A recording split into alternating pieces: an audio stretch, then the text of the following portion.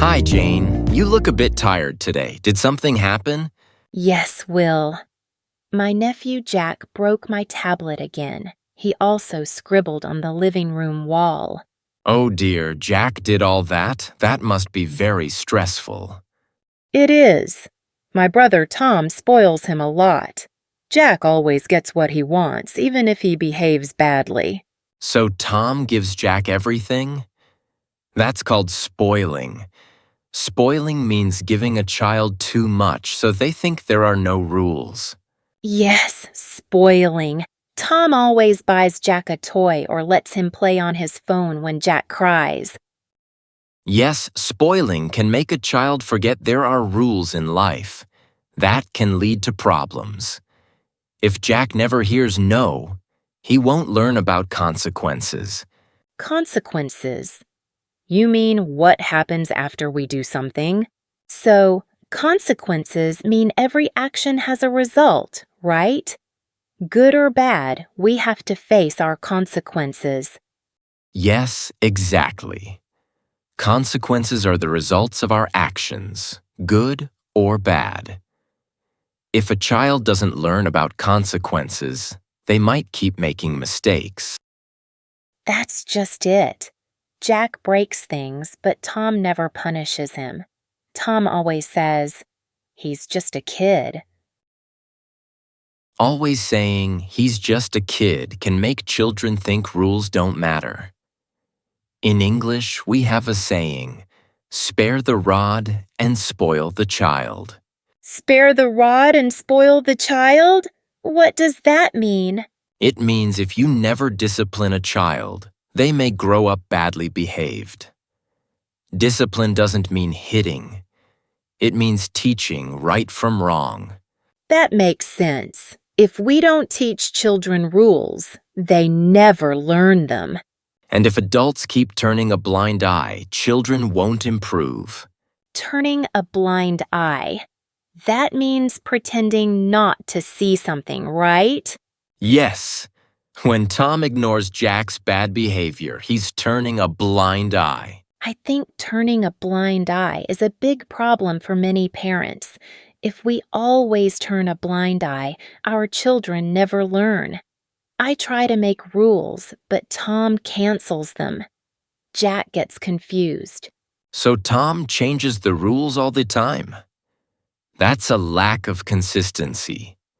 Consistency means the rules stay the same every time. I see. Without consistency, Jack doesn't know what is right or wrong. Yes, Jane. Consistency is so important for children. Without consistency, they feel lost. To help Jack, you need a clear system. You can try a behavior agreement, a simple contract for kids with rules and rewards. Behavior agreement? How does that work? You make a list with Jack. For example, if you finish homework, you get a star. If you fight, you lose a star. This makes the rules very clear. Oh, I get it. Like a reward and punishment system. Exactly. You can add penalties too. Penalties? Like no games for one day? Yes, or no candy if he breaks a rule. Penalties help kids remember the rules. I see. So clear rules and penalties help Jack learn consequences. When you use penalties, Jack understands consequences even better. Penalties show that every choice has a result. And when you explain each rule kindly, kids feel it's fair. I'll even let Jack help make the rules. Then he'll feel more responsible.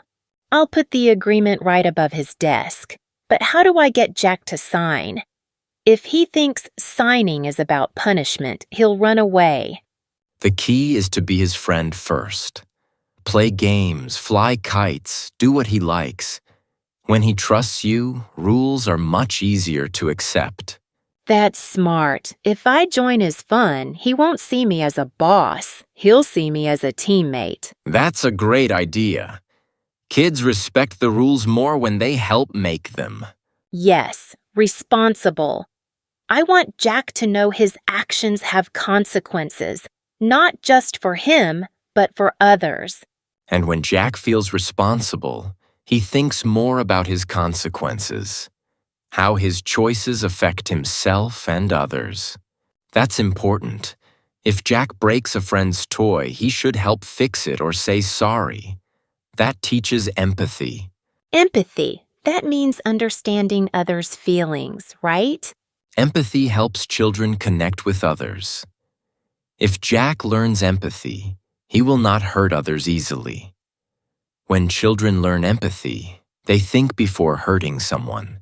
Maybe I'll ask Jack, how would you feel if someone broke your toy? That's a good way to help him see another's view. Also, always explain the consequences. If you break it, you help fix it or say sorry. The more he hears about consequences, the more he'll remember. Right? And don't forget consistency. That's how children learn good habits. I see now, Will. Consistency and clear rules make everything easier for Jack.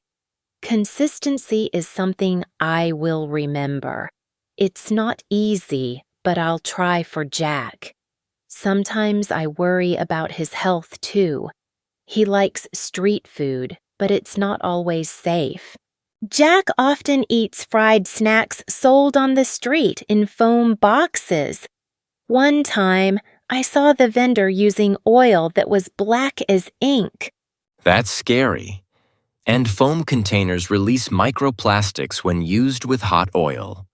Those tiny bits get into the food and build up in the body over time.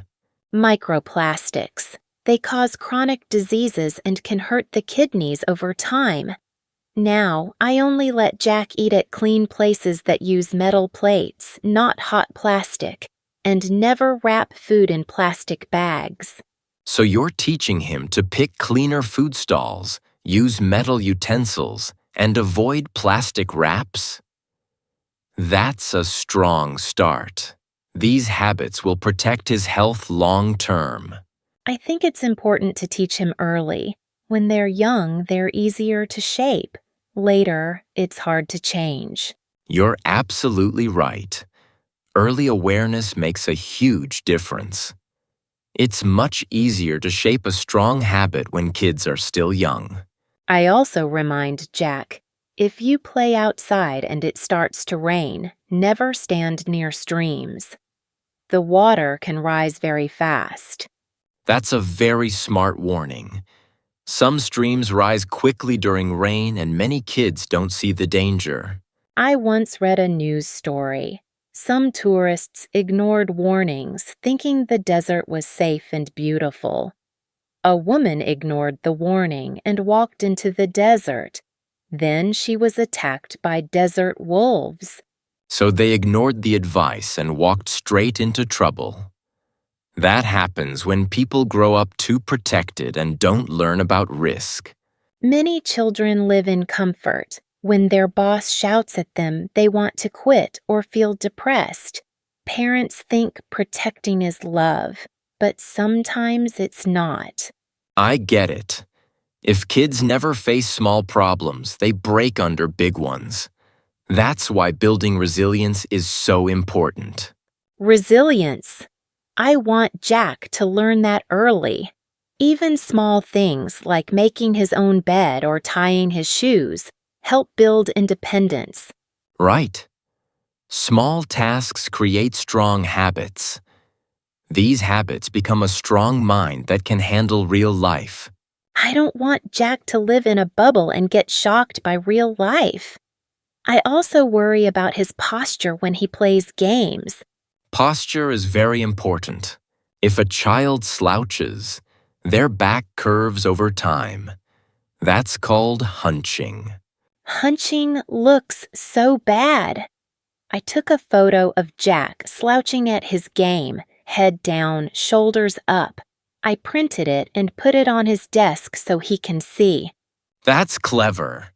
A picture shows more than a lecture, and kids care about how they look. I told Jack, If you sit like this all the time, you'll look like an old man when you grow up. He saw the photo and went silent. That's how we use truth, not fear, to change behavior. Honest, visual, and clear. I believe every child is good if we teach them in the right way. I agree. The real problem is usually not the child, but how we guide them. In English, we say, there are no bad seeds, only bad soil. A child's future depends on the environment we give them. Will, you said there are no bad seeds, only bad soil. I really like that saying. It means a child's future depends on the environment. I don't need Jack to be the best in class. I just want him to try and be a kind person. That's what really matters. Not raising the best, but raising someone who cares and tries. You know, Will, some parents force their children to study too hard just to achieve dreams the parents could not do, like becoming a doctor, engineer, or being rich. Yes, I've seen that too. Parents sometimes want their kids to be perfect. That puts too much pressure on them. But every child has their own path and their own dreams. I don't want Jack to be perfect. I just want him to do his best and grow up to be a kind, honest person. I think Jack is very lucky to have you as his aunt. He'll remember your support all his life. I also want to teach Jack how to use money wisely. Right now, he just asks for money and gets it. He doesn't know where money comes from or how hard it is to earn. Ah, so you want him to learn financial awareness. That's understanding where money comes from, how to spend it, and why saving is important. Yes, financial awareness. If kids learn this early, life will be easier later. I want Jack to understand he can't always get what he wants right away. Financial awareness is important for everyone. I wish I learned about financial awareness when I was young. That's a great skill for life. Maybe you can let him manage a small weekly budget. Then Jack can learn the difference between what he wants and what he really needs. I hope with a weekly budget, Jack will learn how to plan, save, and spend money with care. Weekly budget is a great start for his financial awareness. Thanks for talking, Will. Sharing with you always helps me feel lighter. Step by step, I'll walk with Jack as he grows in his own way. You're welcome. Next time, let's talk about financial awareness for children. Thank you for watching. If you're fed up with English channels that are all about self-help, leave a comment and join us at English Via Podcast, where you'll find real-life English.